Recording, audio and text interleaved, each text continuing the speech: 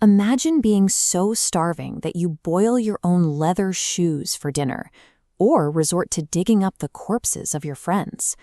That was the brutal, horrifying reality for the very first English settlers who arrived in Jamestown, Virginia in 1607.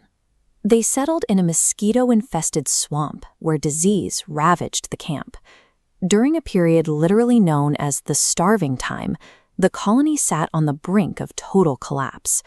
They were saved by a man named John Rolfe, who introduced a highly addictive crop, tobacco.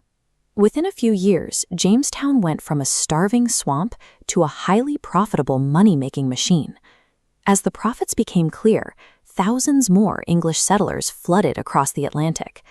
While colonies like Plymouth were founded on the search for religious freedom, the economic success of tobacco in the South created the financial engine that allowed the English presence to become a permanent and growing force in North America. By the 1750s, the 13 colonies were thriving along the Atlantic coast, but they were also completely trapped. To their immediate west stood the massive physical barrier of the Appalachian Mountains. Directly beyond that mountain range lay land claimed by their bitter rivals, the French. This tension exploded into the 7 Years' War. The British and the colonists teamed up to kick the French completely out of North America, but winning a global war left Great Britain drowning in £60 million of debt.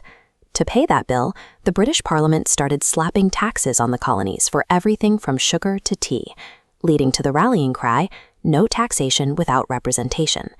On July 4, 1776, the colonists officially signed the Declaration of Independence. Against all odds, George Washington turned a ragtag group of farmers into an army and forced a British surrender.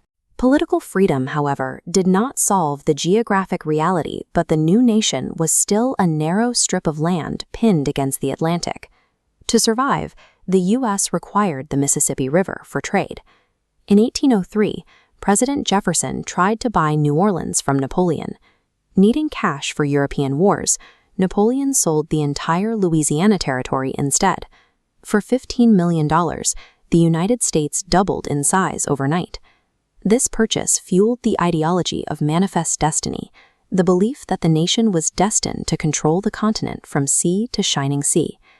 After annexing Texas in 1845, a border dispute triggered the Mexican-American War.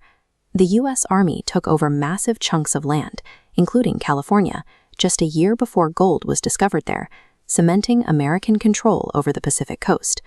Through these strategic acquisitions and military successes, the United States removed the geographic barriers that had threatened its growth since the colonial era. But expansion created a deadly conflict over whether these new Western states would allow slavery. The Southern agricultural economy relied on enslaved labor, while Northern states had largely outlawed it. The election of Abraham Lincoln in 1860 triggered Southern secession and the formation of the Confederacy.